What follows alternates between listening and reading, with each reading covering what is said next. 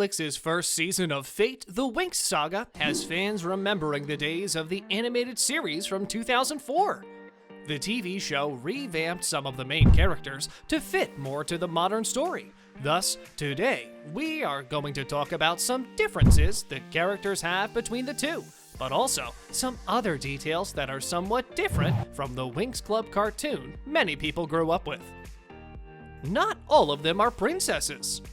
On the Netflix series, Stella is a known princess, and Bloom might have royal roots we've yet to discover. Nothing on the topic is said about the other fairies that are a part of the group. In the animated series, all of the Winx are fairy princesses, including the likes of Ischia and Musa. It is weird that Netflix chose to omit this because that is their deal. Even Sky, Stella's ex-boyfriend, who immediately takes an interest in Bloom, is a prince in the Nickelodeon show, and the Netflix series too.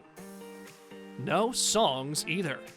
One of the biggest differences for all the fans out there was that the series did not feature any songs, which were ever present in the animated series, them being a big part in the narrative of the storytelling of the series.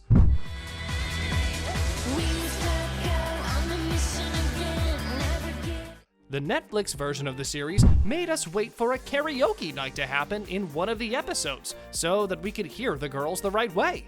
This is probably the reason that Musa in the cartoon had musical powers, and Netflix made her an empath who wears headphones. Ringing any bells? Potential boyfriend drama. The Netflix show also chose to go the long way and not introduce the one true pairing we all know from the animated version, Sky and Bloom, both of whom had that will they, won't they thing going on from the start of the animated series. And Musa, who has a boyfriend named Sam in the Netflix series, is dating Riven in the cartoon. Why is that? The Sky and Stella's relationship in the Netflix series is also a very new thing for all the diehard fans out there, a huge shift from the original series. Oh, and Brandon, Stella's boyfriend, Hella, Flora's boyfriend, and Aisha's boyfriend Naboo have yet to show up in the series. Flora, Tecna, and Roxy. And while we are missing crucial characters, where are Flora, Tecna, and Roxy? Fans of the original series will notice that Flora, the fairy with the magical green thumb, has been replaced with Terra, a casting that caused a bit of controversy, as Flora is canonically Latino, and Terra is played by a white actress.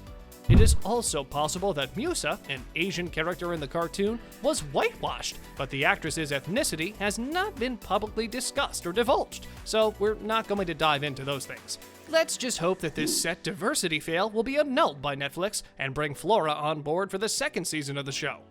Tecna, who plays a big part in the animated series, a genius fairy with powers over technology, is non-existent, so we should expect her to come anytime soon, because if she doesn't, Netflix will probably be in big trouble. Roxy, yet another fairy obsessed with animals, did not make an appearance in the first season of the show, a huge difference right there. So when we think about it, Netflix has a lot on their hands. We should just hope that they do it right this time around, as the show has been renewed for a second season. Gender equality. Considering how the animated series are much older than the Netflix show, some changes would have had to be made. Thus, on the contrary of Nickelodeon's Althea, where all the girls are fairies and all the boys are specialists, in the Netflix show, that is not the case. However, it does seem like most of the fairies are girls, and most of the specialists are boys, so maybe that was a new rule. Character differences. And last but not least, we are going to talk about some character differences, both in the storyline aspect, but also the graphic design of things. Starting off with Mike and Vanessa, who are relatively the same to their animated version, and in both the series and the cartoon, they are human world parents of Bloom. However, it seems like Netflix did not show much about them, where in the animated series, her father is a firefighter who found Bloom in a burning building. The mother was changed a bit in the Netflix series, who pushes Bloom to socialize, which leads to tension and eventually Bloom's rage that leads to an almost fatal accident. But much like in the animated version, she comes to love Bloom for who she is. The role of the headmistress of Althea got a name change in the Netflix show.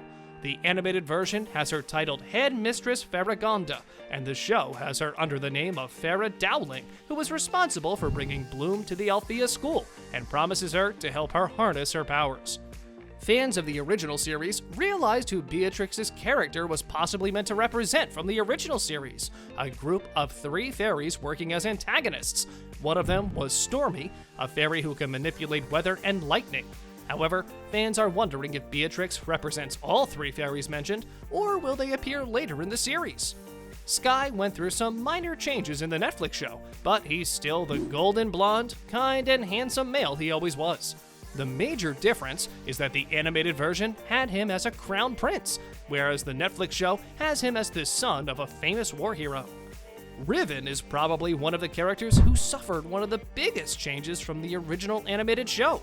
In the Netflix series, he has a bigger role and backstory. He's still Sky's best friend, but fans were shocked to see him smitten by Beatrix, with whom he starts a relationship, with her convincing him that she is doing the right thing. Other character that had one of the biggest changes in the adaptation is Terra, a change that created a controversy over possible whitewashing.